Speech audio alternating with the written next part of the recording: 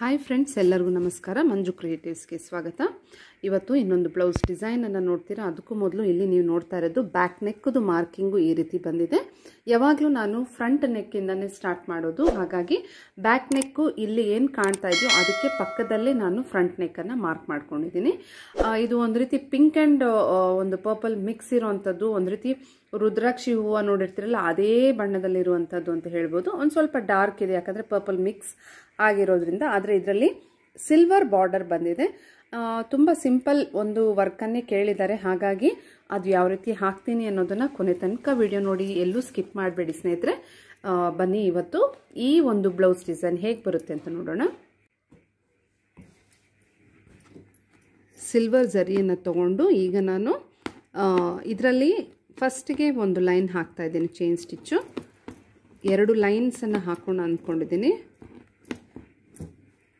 ಇಲ್ಲಿಂದ ಲಾಸ್ಟ್ಗೆ ಹೋಗಿ ಮತ್ತೆ ತಿರುಗಿ ವಾಪಸ್ ಬರ್ತಾ ಇನ್ನೊಂದು ಚೈನ್ ಸ್ಟಿಚ್ಚನ್ನು ಕೊಡ್ತೀನಿ. 2 ಲೈನ್ಸು ಇದು ಕಂಪ್ಲೀಟ್ ಆಗಿದೆ. ಸಿಲ್ವರ್ ಜರಿಯಲ್ಲಿ ಹಾಕಿರುವಂಥದ್ದು. ಈಗ ಇಲ್ಲಿ ನಾನು ಥ್ರೆಡ್ಡನ್ನು ಹೇಗೆ ಆಯ್ಕೆ ಮಾಡ್ಕೊಳ್ಳೋದು ಅಂತ ಸುಲಭವಾಗಿ ನೀವು ಅರ್ಥ ಮಾಡ್ಕೋಬೋದು. ಹೇಗೆ ಅಂತಂದರೆ ಬ್ಲೌಸಿನ ಒಂದು ಅಂಚಲ್ಲಿ ಈ ಥರ ಥ್ರೆಡ್ಗಳು ಬಂದಿರುತ್ತಲ್ವ, ಇಲ್ಲಿಂದ ನೀವು ಏನು ಮಾಡ್ಕೋಬೋದು, ಪರ್ಫೆಕ್ಟ್ ಮ್ಯಾಚಿಂಗ್ ಕಲರನ್ನು ನಾವು ಸೆಲೆಕ್ಟ್ ಮಾಡ್ಕೋಬೋದು. ನೋಡಿ, ಇಲ್ಲಿ ನೀವು ನೋಡ್ತಾ ಇರೋದು ಪರ್ಪಲ್ ಕಲರ್ದು ಒಂದಿದೆ ಎಳೆ ದಾರ. ಇದಾದರೂ ಸರಿ ಅಥವಾ ಪಿಂಕ್ ಯಾವುದಾದ್ರೂ ಒಂದು ಕಲರನ್ನು ನಾನು ಇಲ್ಲಿ ಹಾಕೋಣ ಅಂತ ಅಂದ್ಕೊಂಡಿದ್ದೀನಿ. ಈಗ ಅಲ್ಲಿ ಬ್ಯಾಕ್ ಸ್ಟಿಚ್ಚನ್ನು ಹಾಕೋದಿದೆ ಸ್ನೇಹಿತರೆ. ಪಿಂಕ್ ಕಲರ್ ದಾರನ ತೊಗೊಂಡಿದ್ದೀನಿ. 3 ಎಳೆ ದಾರ ತೊಗೊಂಡು ಈಗ ನಾನು ಒಂದು ಬ್ಯಾಕ್ ಸ್ಟಿಚ್ ಅಥವಾ ಸ್ಟೆಮ್ ಸ್ಟಿಚ್ ಅಂತ ಹೇಳ್ತಾ ಇರ್ತೀನಲ್ಲ, ಅದನ್ನು ಹಾಕ್ತಾ ಇದ್ದೀನಿ. ಇದು ನನ್ನ ಫೇವ್ರೆಟ್ ಸ್ಟಿಚ್ಚು, ತುಂಬ ಚೆನ್ನಾಗಿರುತ್ತೆ, ನನಗಿಷ್ಟವಾದ್ರಿಂದ ನಾನು ಪ್ರತಿಯೊಂದು ಬ್ಲೌಸಲ್ಲಿ ಇದನ್ನು ಹಾಕ್ತೀನಿ ಸ್ನೇಹಿತರೆ.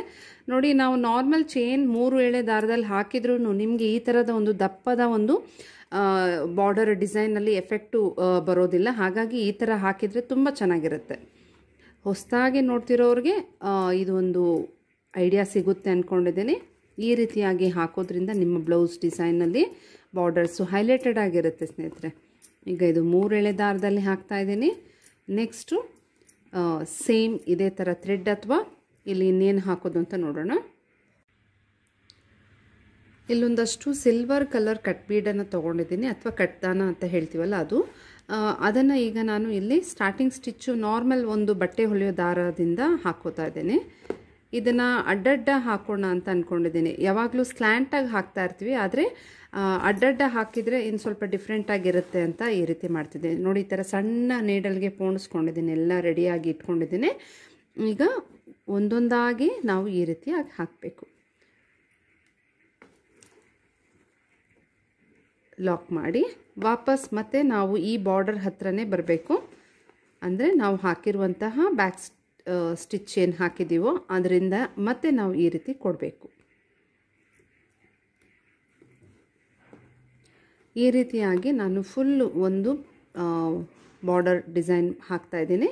ಸ್ಲ್ಯಾಂಟಾಗಿ ಹಾಕ್ಬೋದು, ಬಟ್ ಇದು ಹೇಗೂ ಸ್ವಲ್ಪ ಅಗಲಕ್ಕಿತ್ತಲ್ವ, ಹಾಗಾಗಿ ಅವ್ರು ತುಂಬ ಸಿಂಪಲ್ಲಾಗಿ ಕೇಳಿದ್ದಾರೆ. ಇದು ಬಾರ್ಡರ್ ಡಿಸೈನ್ ಅವರೇನು ಪರ್ಟಿಕ್ಯುಲರಾಗಿ ಹೀಗೆ ಬೇಕು ಅಂತ ಹೇಳಿರಲಿಲ್ಲ, ಆದರೆ ನಾನು ಒಂದಷ್ಟು ಮೆಟೀರಿಯಲ್ ತೋರಿಸಿದಾಗ ಅವರು ಇದನ್ನು ಆಯ್ಕೆ ಮಾಡ್ಕೊಂಡಿದ್ರು. ಹಾಗಾಗಿ ಅವರೇನು ಈ ರೀತಿಯೇ ಹಾಕಿ ಅಂತ ಹೇಳಿಲ್ಲ, ಅದು ನಾನು ಈ ರೀತಿಯಾಗಿ ಈ ಥರ ಹಾಕಿದರೆ ಚೆನ್ನಾಗಿರುತ್ತೆ ಅಂತ ಹಾಕ್ತಾ ಇದ್ದೀನಿ.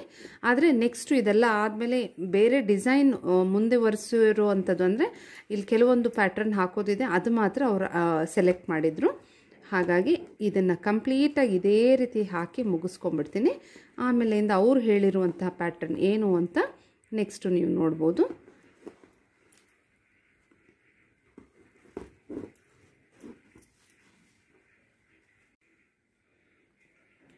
ಕಂಪ್ಲೀಟಾಗಿ ಬಾರ್ಡರಲ್ಲಿ ಈ ಥರ ನಾನು ಕಟ್ ದಾನನ ಅಥವಾ ಕಟ್ ಬೀಡ್ಸನ್ನು ಹಾಕಿದ ಮೇಲೆ ಇಲ್ಲಿ ಹಾಕಿರುವಂತಹ 3 ಎಳೆ ದಾರದಿಂದ ಮತ್ತೆ ಸೇಮ್ ಬ್ಯಾಕ್ ಸ್ಟಿಚ್ಚನ್ನು ಇಲ್ಲಿ ಕೊಟ್ಟಿದ್ದೀನಿ. ಹಾಗೆ ಇಲ್ಲಿ ಕೊಟ್ಟಿರುವಂತಹ ಸಿಲ್ವರು ಜರಿನಲ್ಲೇ ಇಲ್ಲಿನೂ 2 ಚೈನ್ ಸ್ಟಿಚಸ್ಸನ್ನು ಹಾಕಿದ್ದೀನಿ.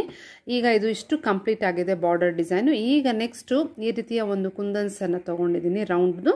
ಇದನ್ನು ಸ್ವಲ್ಪ ಡಿಸ್ಟೆನ್ಸ್ಗೆ ಈ ರೀತಿ ಗ್ಲೂ ಹಾಕಿ ಅಂಟಿಸ್ಬಿಡ್ತೀನಿ. ಇಷ್ಟು ಡಿಸ್ಟೆನ್ಸ್ ಇರಬೇಕು. ಮತ್ತು ಇದ್ರ ಮಧ್ಯದಲ್ಲಿ ಥ್ರೆಡ್ಡಿಂದ ನಾವು ಸ್ಟಿಚ್ ಮಾಡೋದಿದೆ, ಹಾಗಾಗಿ ಎಲ್ಲವನ್ನು ಗ್ಲೂ ಹಾಕಿ ಅಂಟಿಸ್ಬಿಡ್ತೀನಿ. ವೈಟ್ ಕಲರ್ ಕುಂದನನ್ನು ತೊಗೊಳ್ತಾ ಇರೋದು.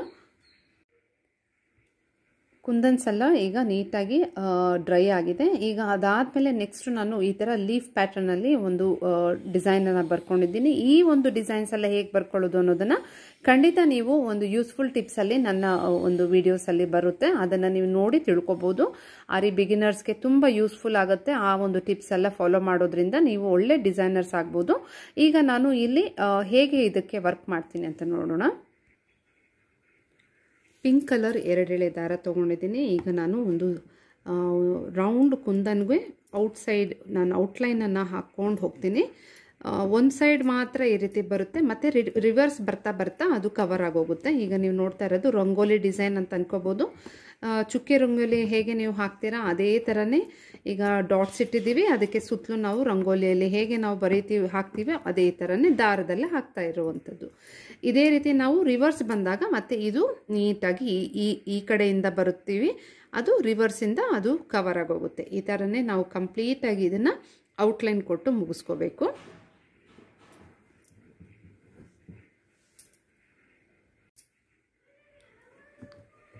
ಈಗ ರಿವರ್ಸಲ್ಲಿ ಹಾಕ್ಕೊಂಡು ಬರ್ತಾ ಇದ್ದೀನಿ. ಈಗ ನೀವು ನೋಡ್ಬೋದು ಆ ಡಿಸೈನ್ ಎಷ್ಟು ಚೆನ್ನಾಗಿ ನೀಟಾಗಿ ಕವರ್ ಆಗ್ತಿದೆ ಅಂದರೆ ಈ ಒಂದು ಕುಂದನ್ಸ್ಗೆ ಔಟ್ಲೈನು ತುಂಬ ಚೆನ್ನಾಗಿ ಬಂದಿದೆ ಅಲ್ವಾ. ಒಂದೊಂದು ಚೇನು ನೀಟಾಗಿ ಬರಬೇಕು ಸ್ನೇಹಿತರೆ ನಾವು ಹಾಕುವಾಗ. ಮತ್ತು ಪುಟ್ಟದಾಗಿ ಹಾಕಬೇಕು, ತುಂಬ ದೂರ ಹಾಕಬಾರ್ದು. ಆಗಲೇ ಇದು ಹತ್ರ ಚಿಕ್ಕದಾಗಿ ಹಾಕಿದಾಗ ಡಿಸೈನ್ ಚೆನ್ನಾಗಿ ಬರುತ್ತೆ. ಕಂಪ್ಲೀಟ್ ಆಯಿತು.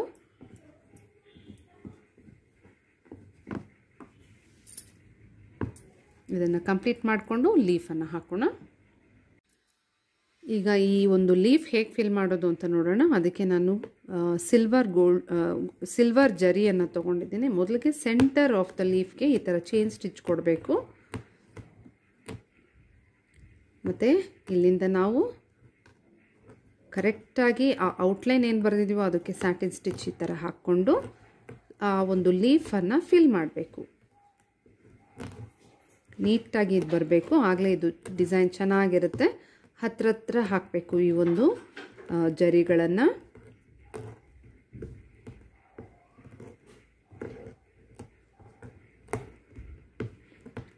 ಸಿಲ್ವರ್ ಬಾರ್ಡರ್ ಇರೋದ್ರಿಂದನೇ ನಾವು ಸಿಲ್ವರ್ ಜರಿಯನ್ನು ಹೆಚ್ಚಿಗೆ ಇದರಲ್ಲಿ ಬಳಸ್ತಾ ಇರೋದು, ಗೋಲ್ಡ್ ಜರಿಯನ್ನು ಯೂಸ್ ಮಾಡಿಲ್ಲ.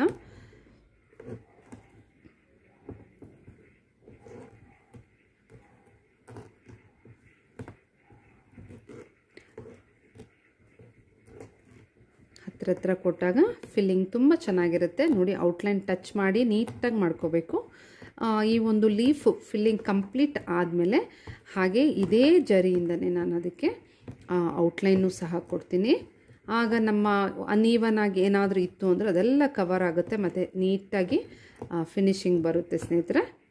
ಈಗ ಆಲ್ಮೋಸ್ಟ್ ಇದು ಒಂದು ಲೀಫು ನೋಡಿ ಮೂಲೆ ತನಕನೂ ಹಾಕಿ ಮುಗಿಸಿದ್ದಾಯಿತು. ಈಗ ಹಾಗೆ ಅದಕ್ಕೆ ಔಟ್ಲೈನ್ ಕೊಡ್ತಾ ಇದ್ದೀನಿ. ಚಿಕ್ಕ ಚೈನ್ ಸ್ಟಿಚ್ ಕೊಟ್ಟು ಅದನ್ನು ಔಟ್ಲೈನ್ ಕೊಡಬೇಕು.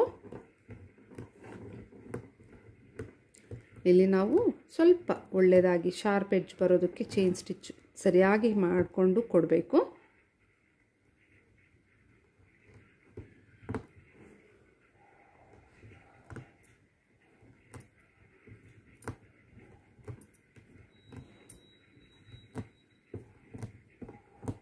ಈ ಲೀಫ್ ಕಂಪ್ಲೀಟ್ ಆಯಿತು. ಇದೇ ರೀತಿ ಎಲ್ಲ ಲೀಫನ್ನು ನೀಟಾಗಿ ಔಟ್ಲೈನ್ ಕೊಟ್ಟೆಲ್ಲ ಮುಗಿಸಿದ ಆದಮೇಲೆ ಇನ್ನೊಂದು ಸಣ್ಣ ಒಂದು ಸ್ಮಾಲ್ ವರ್ಕ್ ಇದೆ, ಅದು ಕೊನೆಯಲ್ಲಿ ತೋರಿಸ್ತೀನಿ. ಈಗ ಆಲ್ಮೋಸ್ಟ್ ಇದೇ ಥರ ನಾವು ಎಲ್ಲ ಲೀಫ್ಗಳನ್ನು ಫಿಲ್ ಮಾಡಬೇಕಾಗಿದೆ. ಪರ್ಪಲ್ ಕಲರ್ ದಾರನ 6 ಎಳೆ ದಾರ ಪೋಣಿಸಿದ್ದೀನಿ. ಟೋಟಲಾಗಿ 12 ಎಳೆ ದಾರ ಈಗ ನೀಡಲಲ್ಲಿದೆ. ಈ ಒಂದು ಜರಿ ಥ್ರೆಡ್ಡುಗಳಲ್ಲಿ ಲೀಫ್ ಹಾಕಿರೋದು ಏನು ಹಾಕಿದ್ದೀವೋ ಅದರ ಮಧ್ಯದಲ್ಲಿ ಈ ರೀತಿ ನಾನು ಲವಂಗ ಸ್ಟಿಚ್ ಅಥವಾ ಪೋಲನ್ ಸ್ಟಿಚ್ ಅಂತ ಹೇಳ್ತೀವಲ್ಲ ಅದನ್ನು ಹಾಕ್ತಾ ಇದ್ದೀನಿ.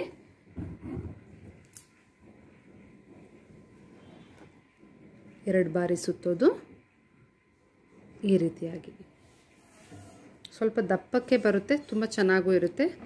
2 ಕಲರು ಪಿಂಕ್ ಮತ್ತು ಪರ್ಪಲ್ ಎರಡೂ ಇತ್ತಲ್ವ ನಮ್ಮ ಈ ಬ್ಲೌಸಲ್ಲಿ, ಹಾಗಾಗಿ ಈ ರೀತಿ ಪೋಲನ್ಸನ್ನು ಹಾಕೋದು. ಮತ್ತು ಈ ಒಂದು ಖಾಲಿ ಇರೋ ಜಾಗದಲ್ಲಿ ಒಂದು ಚಿಕ್ಕದಾಗಿ ಫ್ರೆಂಚ್ ನಾಟ್ ಹಾಕ್ತಾ ಇದ್ದೀನಿ. 2 ಬಾರಿ ಸುತ್ತಬೇಕಿದ್ದು ನಾನು.